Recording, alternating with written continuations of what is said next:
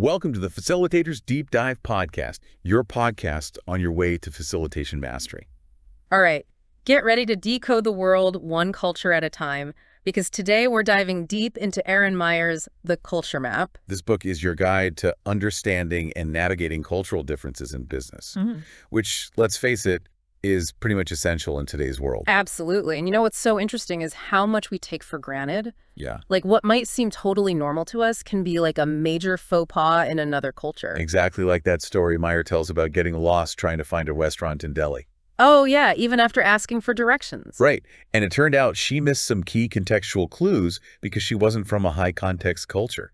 That whole concept of high context versus low context communication is a game changer. It really is. It's like the foundation for understanding so much about cross-cultural communication. Okay, so break it down for me. Low context versus high context. What's the difference? So low-context cultures like the US or Germany, they're all about being direct and explicit. Got it. Meaning, when you say no need to read between the lines. So like clear, concise emails, bullet points. Exactly. Detailed contracts, all that good stuff. So if I'm working with someone from Germany and I need something done by Friday, I should just be upfront about it. Like, hey, I need this by Friday. Exactly. They'll appreciate the directness. No beating around the bush. Nope. But now in high-context cultures, like Japan or India, meaning, is often embedded in the situation itself, the nonverbal cues, the shared history between people. Oh, interesting. The actual words spoken are just one piece of the puzzle. Okay, that makes sense. But how can I tell if I'm in one of those high context situations? It seems like a bit of a minefield. It can be, but think about it like this. Imagine you're in a meeting and someone presents an idea. Okay. In a low-context culture, you might hear open debate, direct challenges, folks saying, I disagree, right then and there. Yeah, that's pretty common in my experience. Sometimes it gets a little heated. Exactly. Yeah.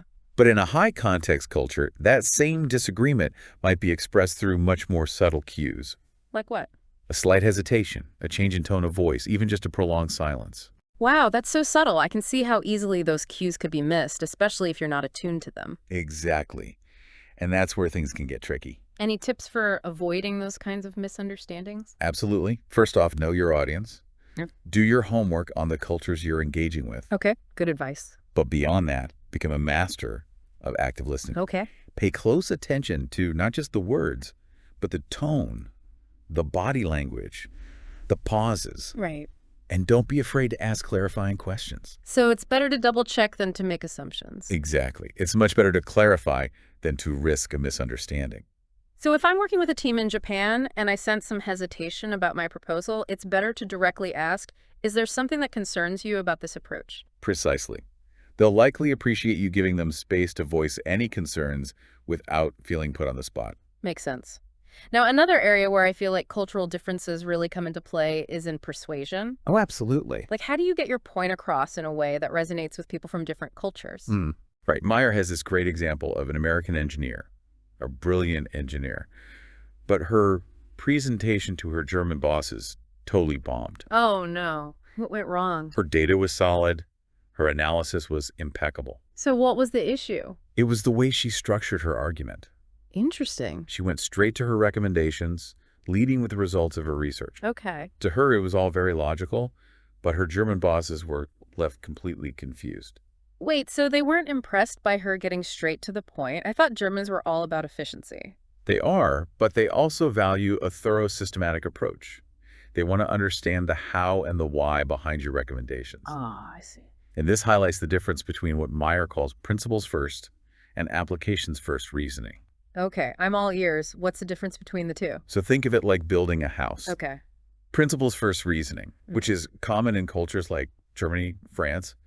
Russia starts with the foundation. Okay. You lay out the fundamental principles, the logic, the framework. Got it. And then you build your argument brick by brick until you reach your conclusion. So it's like saying, here are the building codes, here are the architectural plans, and based on all of that, here's the house we should build. That's a perfect analogy. I like it. Now, applications first reasoning, which is more common in Anglo-Saxon cultures like the US or the UK, is like showcasing a model home first. Oh, interesting. You start with concrete examples, case studies, practical applications. Show them the shiny new thing. Exactly. Yeah. And then you explain the reasoning behind it. So with applications first, it's more like, look at this beautiful house. It's energy efficient, has an open floor plan, and here's why we designed it this way. Precisely. And understanding these different approaches is crucial when you're trying to persuade someone from a different culture. Absolutely. So let's say I'm pitching a new marketing campaign to a French client. Okay. How should I tailor my approach based on this principle's first thing? Instead of jumping straight into your creative ideas, start by laying out the market research, the consumer psychology principles. You're leveraging the strategic framework that underpins your campaign. Show them the why before the what. Exactly. And what if I'm pitching to an American client? Then lead with the sizzle. Show them mock-ups of the ads, the projected social media engagement, the potential ROI. Get them excited about the practical outcomes before diving into the strategic rationale. Fascinating. This is making me rethink how I approach presentations. It's a real game changer. It is. But what happens if I'm presenting to a mixed audience? Like, I have stakeholders from both France and the US in the room. That's when things get really interesting. Meyer suggests a zigzag approach. A zigzag approach. Yeah. You start with a high-level principle or framework to appeal to the principle's first thinkers, then immediately illustrate it with a concrete example or case study to bring the application's first folks along. So kind of like weaving back and forth between the foundation and the finished house? Exactly. Might feel a bit unnatural at first, but it's a great way to keep everyone engaged and ensure your message resonates across cultural lines. I love that analogy. This is already making me feel so much more confident about communicating across cultures.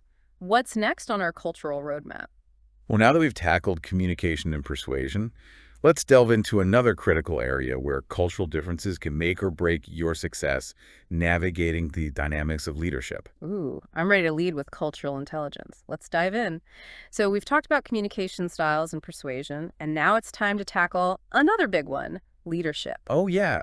Leading a team is challenging enough as it is, but when you throw in cultural differences, things can get really, really complicated. Absolutely. So how do we navigate those choppy waters and become culturally intelligent leaders? Well, one of the most important concepts to understand is this idea of power distance. Power distance. Yeah. It's essentially about how different cultures view hierarchy and authority. Okay, so like in some cultures, the boss is the boss, end of story, while in others, it's more of a we're all in this together kind of vibe. Yeah, the cultures with a high power distance like Japan or Mexico, they place a strong emphasis on respecting authority, formal titles. Right. Communication tends to flow in a top-down direction, and challenging your superiors is generally not a good idea. Okay, that makes sense. And then on the other end of the spectrum, you have cultures with low power distance like Denmark or Sweden, where it's all about flat hierarchies, open communication, and a more informal approach to leadership. Exactly. In these cultures, the boss might be seen more as a facilitator or a team member rather than an all-powerful authority figure. So how do these different approaches to leadership actually play out in a real-world business setting? Let's say you're a manager from the U.S., a culture with relatively low power distance, and you're leading a team in China, which has a much higher power distance. Okay. You might be used to a more collaborative decision-making process where you solicit input from everyone on the team, encourage open debate. Yeah, I try to do that with my team. I think it leads to better ideas. Right, but that same approach might not work so well in China. Really? Yeah, your team might see your willingness to solicit their opinions as a sign of weakness or indecisiveness. They might expect you as the leader to provide clear direction and make the final call, even if you've considered their input. That's a really interesting point. So what's the best way to navigate these differences in power distance? Do I just have to become a completely different leader depending on where I'm working? Not necessarily. It's not about changing who you are as a leader. It's about adapting your style to fit the cultural context. So how do I do that? Well, if you're working in a high-power distance culture, be mindful of the way you communicate. Use formal titles when addressing your superiors. Okay. Show respect for their experience and seniority, and be clear about your expectations and decisions. So even if I'm used to a more casual first-name basis kind of workplace, I should stick to Mr. or M's when I'm in China. It might feel a little awkward at first, but it's a way of showing respect for their position within the hierarchy. Got it. And what about decision-making? Be prepared to take a more directive approach.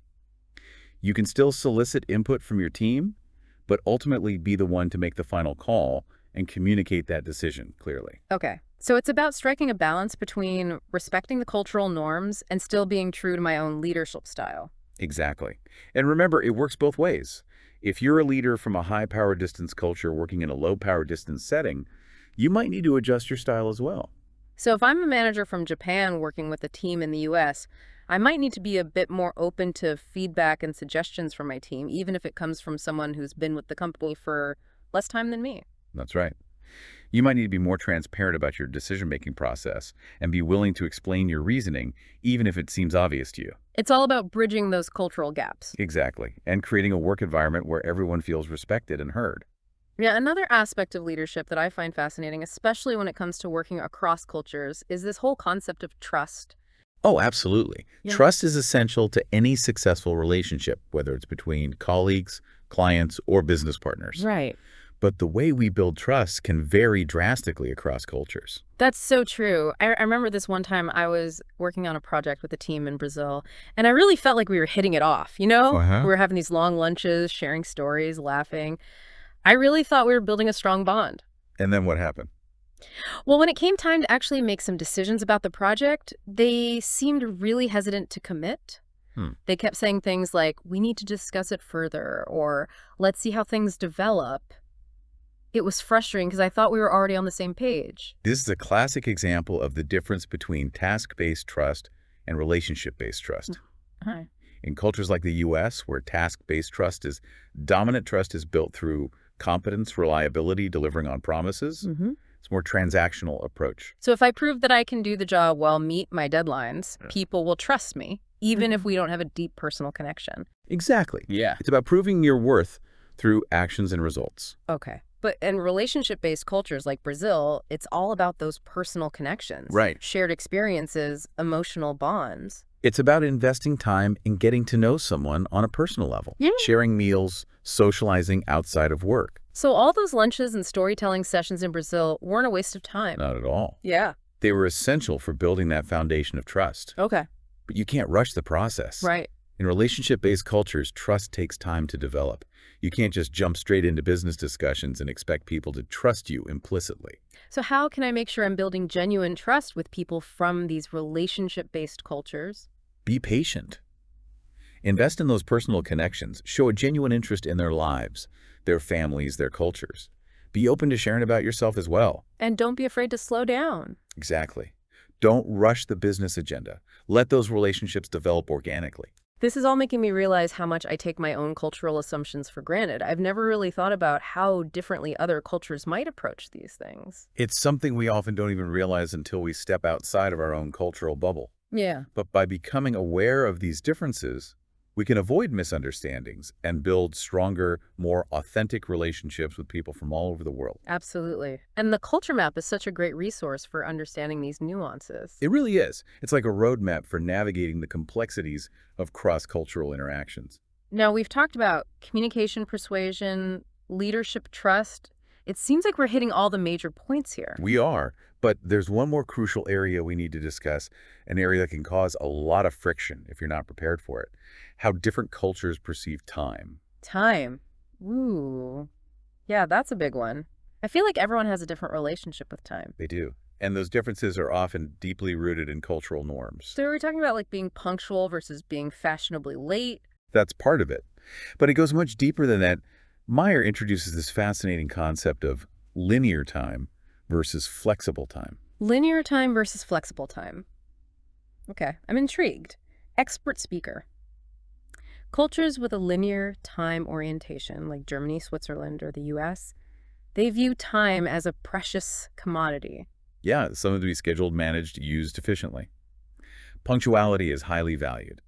Deadlines are taken seriously, and meetings tend to follow a strict agenda. So it's like time is a straight line, and you're always moving forward toward the next milestone. That's a great way to visualize it. Now, in cultures with a flexible time orientation like India, Brazil, or Saudi Arabia, time is seen as more fluid and adaptable. Interesting. Schedules are more like guidelines than strict rules, and interruptions are expected, even welcomed. So it's more like time is a flowing river with unexpected twists and turns along the way. Exactly. And these different approaches to time can lead to misunderstandings and frustration, especially in a business context. Can you give me an example of how these time differences might play out in a real-world situation? Sure. Imagine you're a project manager from the U.S. working with a team in India. You set a deadline for a deliverable and you expect everyone to stick to it. Right. But you might find that the Indian team doesn't seem as concerned about meeting that deadline as you are. Oh, yeah, that would drive me crazy. I'm a big believer in deadlines. But I guess from their perspective, it's not that they're being disrespectful or lazy. It's just a different cultural understanding of time. Exactly. They might prioritize building relationships or addressing unexpected challenges that arise, even if it means adjusting the timeline. So how can I avoid those kinds of time clashes when I'm working with people from flexible time cultures? Do I just have to let go of the idea of deadlines altogether? Not necessarily. It's about finding a balance. Yeah. You need to respect their cultural norms, but also ensure that the project moves forward. Okay. You might need to build in more buffer time, be flexible with your expectations, and communicate clearly about the importance of meeting those key milestones. So instead of saying, this absolutely has to be done by Friday, I might say, ideally, we'd like to have this by Friday, but let's talk about any potential challenges that might come up. Exactly. That shows that you respect their perspective while still holding them accountable. This whole conversation about time is making me realize how much I take my own perception of time for granted. It's true. We often don't even think about these things until we encounter a different way of seeing the world. Well, I'm definitely seeing the world through a new lens now, thanks to the culture map. It's a powerful tool for understanding and navigating cultural differences. It really is. But before we wrap up, is there anything else our listeners should keep in mind as they venture out into this wild world of global business? Just one final thought. Remember that culture is not a fixed thing. It's constantly evolving. That's true. So be open to new perspectives. Be willing to challenge your own assumptions, and most importantly, never stop learning. Couldn't have said it better myself. I think that's a great note to end on. So to our listeners out there, keep exploring, keep learning, and keep bridging those cultural divides. And a huge thanks to you for sharing your expertise with us today. It's been my pleasure. And to everyone listening, thanks for joining us for this deep dive into the culture map. We'll see you next time.